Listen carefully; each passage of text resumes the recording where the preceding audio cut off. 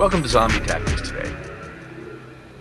I kind of almost don't want to make this video, and it's because it has the potential for creating something that I hate with a passion, namely YouTube or internet drama. I think we've kind of all had enough of that, and I don't want to add to it.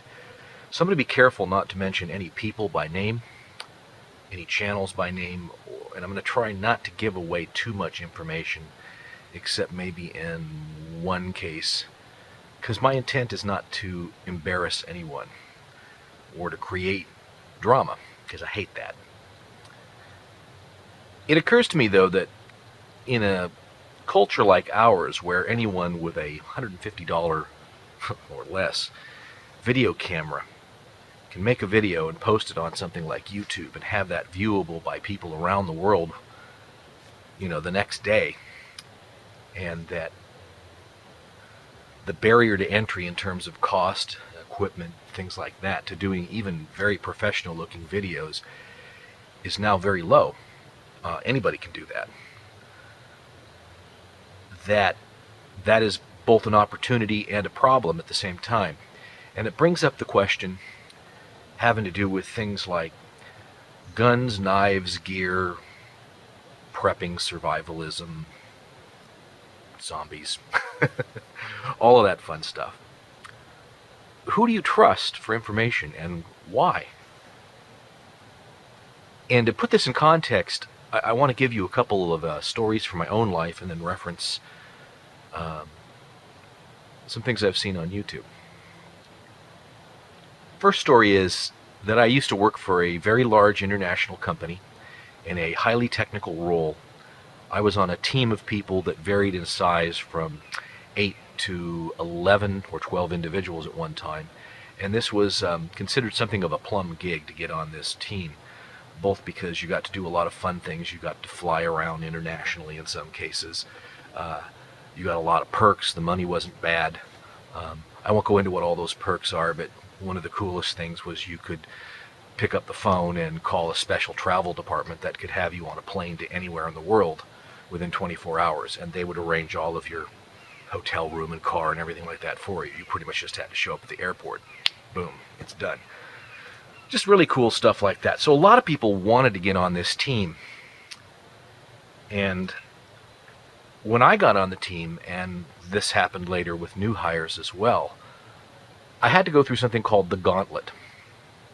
And the gauntlet was a process whereby I had to, after I had passed every other stage of the interview, background check, all kinds of stuff, I had to do at least a phone interview, and in some cases a face-to-face interview with everyone else on the team. They actually flew me a couple of places to go meet with somebody face-to-face during the interview process. This is how serious this was considered. And the gauntlet went like this. You would either call somebody on the phone, or you'd talk to them face-to-face over coffee or wherever they wanted to meet you about anything and everything. It could be technical, it could be personal, it could be, anything. And it was a funny interview process, because I had a phone call with one gentleman where all he wanted to do was start calling out acronyms.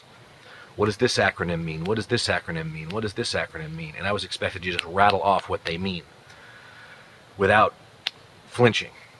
And we went through about, I think, 150 acronyms having to do with technical things. An acronym like WROL, although in this case it wasn't WROL, it was something having to do with specific kinds of technology. And that was one interview.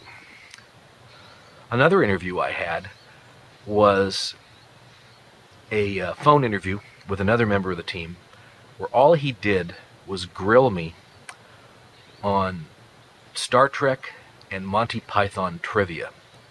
Now keep in mind, this was considered a serious part of the interview.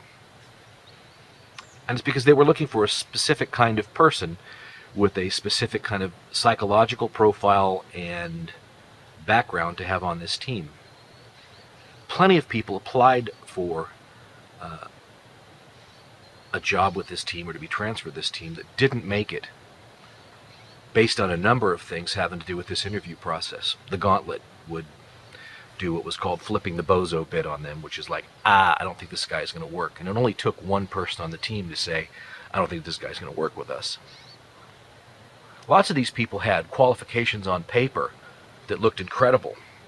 We had people with multiple degrees in multiple subjects, people with a master's degree in physics and a master's degree in computer science, one or two individuals with PhDs in technical fields that would make them look like they were honestly just ideal for a team like this. But the minute that they walked into the gauntlet process, it became apparent immediately that regardless of what they looked like on paper, they didn't have what it took. And in a lot of cases, that was something that was very basic. You wouldn't expect someone applying for a position in a very technical field to not have basic computer knowledge, for instance. It just showed you that they didn't have the right interest level or the right personality or something. And it was weird to see that people who were highly educated were nonetheless completely incompetent or unable to meet the standards of this team. So fast forward a little bit, and just recently I was working for another very large company, another famous company, you'd know the name immediately. And one of the things that was interesting was they didn't have a hiring process that worked at all like this for any positions. Their approach was really to just hire people based on the fact that they had a college degree in something, and they went through kind of a fairly basic interview and put them in positions of major responsibility right off the bat. And it was easy to see how, as someone with a lot of technical experience, I would find myself in the position of having to explain the most basic of technical concepts to people who had things like bachelor's degrees, master's degrees, even PhDs in some field, where it was apparent after talking to them for a few minutes that they absolutely had no idea what they were talking about at all. And I'm not talking about matters of opinion, I'm talking about matters of fact. Things like certain kinds of mathematics or certain principles, electronic or otherwise, where they had no clue, nothing. And these people were in positions of major responsibility because they had a degree in that subject and nothing more. And that was considered good enough. Not so smart, and it affects this company in ways that I think they don't really quite understand. Well, on YouTube, we have a lot of people who talk about guns, knives, gear, everything like that. Every once in a while, somebody will mention the fact that they're in law enforcement, they were in the Army for a certain number of years, they were a Marine for a certain number of years. And I tend to put that kind of information in the same basket as being something that is almost meaningless. Now, when I say that, I don't mean that their service to our country was meaningless. Oh, no. Do not make that mistake. Anybody who's ever put on the uniform, I don't care if you were if you were a supply clerk, or the old term that they used to use was Royal Ranger, because people used to work on Royal typewriters, these manual typewriters that were military issue. I don't care if you were that, or you were the most incredible tactical operator operating, behind enemy lines. You put on the uniform, that's an honorable thing, and your service needs to be honored. But it doesn't necessarily make you an expert. And I think that sometimes that point is lost. There are people on YouTube who will go so far as to show you their DD-214. And they'll say things like, so don't tell me I don't know what I'm doing with a handgun, because here's my DD-214. I was in the Army. I was in the infantry. I can tell you, based on my experience in the Army, that that I know exactly what I'm talking about with handguns, buddy. Don't question my word. Except that, okay, you were in the Army, you're in the infantry, and I can tell enough about looking at your DD-214 that you were in a role where you were probably beyond basic training. You never actually handled a rifle out in the field. You were maybe in some infantry support unit, and as a matter of course, you were never even given any handgun training at all in the military. So how does your military experience weigh on your expertise with handguns or anything else that wasn't a part of your specialty in the military? The answer is it doesn't. And again, I'm not, I know lots of people show their DD-214s, and a lot of people are kind of forced to do it because somebody will say, oh, well, you were never in the military, and make some snarky comment like that. And then at that point in time, you pretty much have to do that, just to shut people up.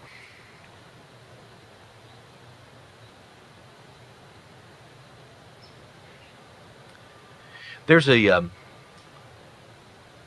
a firearms or tactics training company based in Europe,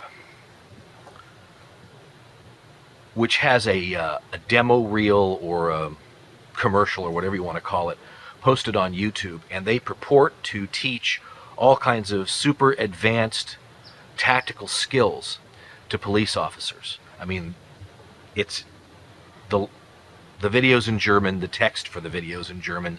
I read enough German. I come from a German background. I read enough to say what they're saying there.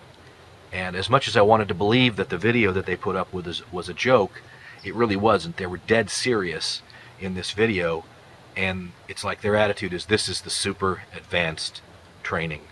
This is only for the elites. This is only for the cream of the crop. This is for the best of the best. Most people that apply will never even accept. Except that their demo reel showing some odd assemblage of the techniques that they purport to teach you looked like it was a Michael Jackson video. There was a lot of choreography going on there. I mean, actual dance steps. There is a part of the video that a few people have even comically commented on, where it actually looks like they've got all these police officers lined up in a chorus line, and they're all moonwalking with a handgun in their hand. And the video is full of all kinds of things that you could show this to just about any competent person handling firearms, and they're going to laugh. They're going to say, this can't be for real, but it's deadly serious. It's deadly serious for real. That's how they treat it. And I mean, they're doing, all kinds of holding the handgun sideways and all kinds of stuff that you'd see in movies, and ducking behind buildings and doing all kinds of, crazy. It's all over the place. And as someone who's experienced with firearms, I can take a look at that and I can say, that's crap. That's nonsense. That's actually ridiculous. But I know also that the way they put themselves forward, that to a certain part of the YouTube audience, they're going to look at that and they're going to go, yeah, that's awesome, man. That's the kind of thing I need to be practicing. I'm going to go practice that in my backyard, or, out on the farm or whatever. But it's silly and it's nonsense. There's another series of videos. Somebody has a channel, a gentleman who's a fairly well-known magazine publisher in the firearms community, or whatever you'd call that. And he publishes a heck of a good magazine, by the way. I'm not going to take away anything from that. And he's something of a brilliant marketeer from that standpoint. He created this magazine from scratch, and he's it as far as that's concerned. And he bills himself as the president of a certain organization or an association having to do with handguns. And he regularly does videos where he is reviewing, and I'm putting that in quotes for a reason, he's reviewing particular handguns. Now, despite the fact that this guy is qualified in some way, because he's the publisher of this magazine, he's the president of this association, sort of the self-appointed president of this association, he regularly does things in his videos that show you that he has no idea what he's doing when it comes to reviewing a handgun. I'll give you an example. He's taking a Glock handgun in his hand. Actually, let me go get a Glock.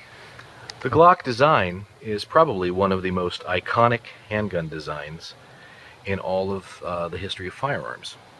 The safe action, and obviously this has nothing in it right now, the safe action bladed trigger mechanism is one of about 3 safeties, I think it's exactly 3 safeties, which automatically engage as the trigger is pulled. And this is copied, this bladed design is copied by a number of different manufacturers because it works so well. Glock pistols are also famous for having particularly good actions. They have a very short uptake, a very crisp break. The reset on them is very good. It's like there's no slop in that reset at all. It's considered a very, very good trigger.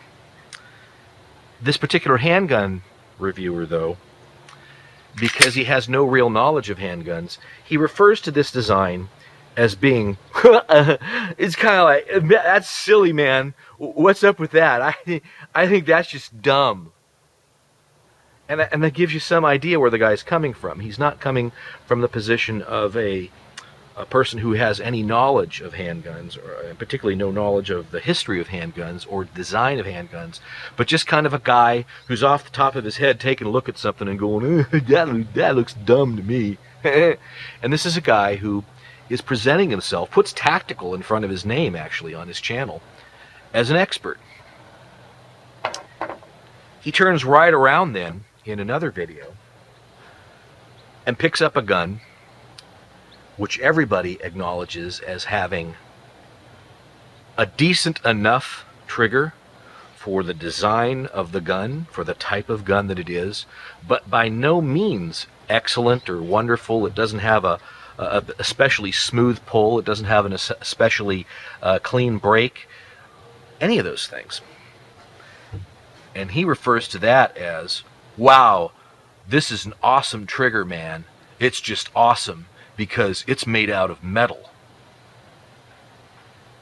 Well, anybody who knows anything about handguns knows that you're not talking about, when you discuss the trigger, the last thing anybody's really worried about beyond basic reliability is what material that trigger's made out of. It doesn't matter if it's made out of a polymer, as long as it's a tough polymer or aluminum or steel or whatever. That's not what determines the quality of a trigger, whether it's awesome or not, or silly or not. It's how that trigger operates on the gun. But this guy refers to the Glock as being silly, like, what's up with that? That's dumb. And this other gun that everyone kind of acknowledges as kind of a trigger mechanism as being great because it's made out of metal. But a lot of people will comment on his channel that like, well, man, your videos are awesome, man. Man, your stuff's great, man. Man, when are you going to make more videos, man? And so it's obvious that a good part of the YouTube audience is fooled by those kinds of supposed qualifications.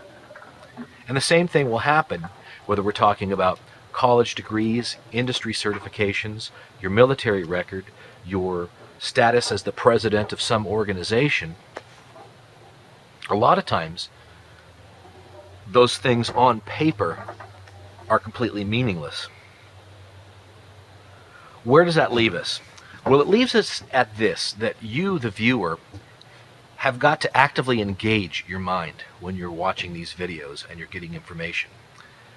Much more important to me whether anyone agrees with any opinion I offer or any statement I make or any technique that I demonstrate on my channel, much more important to me than whether they agree with me or whether they think what I'm doing is awesome or not, is that their mind is engaged and that they are thinking about what they're seeing and hearing. And that is something that I would suggest for everybody. I do have some videos upcoming that it was necessary for me to make this video in order to sort of establish a pretext or an introduction for that. But the important thing is whether we're talking about guns, gear, knives, preparing for a disaster,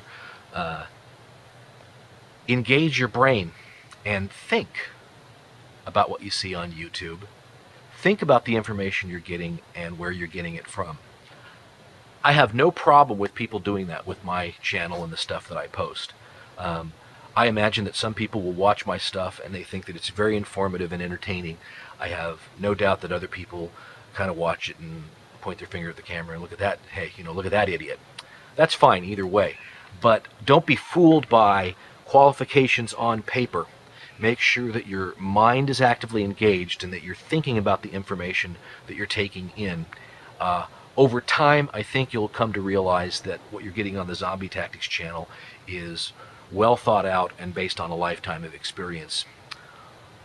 And if it's not, there are plenty of other channels out there to watch, and you should consider going there. But the important thing is you have your brain involved, and don't just uncritically accept information because it's coming from someone who has a certain degree or was a certain rank in the military, or he's the president of some organization, or they run a handgun school. More on this in future videos. I'll reference it, I'm sure. Sorry about the long video, but I thought that it was something that was important to discuss because of the way that I'm planning on expanding this channel and the kind of material that will be coming your way in the hopefully fairly near future. Thanks for your time. I always appreciate that. That's Zombie Tactics for today. Bye-bye.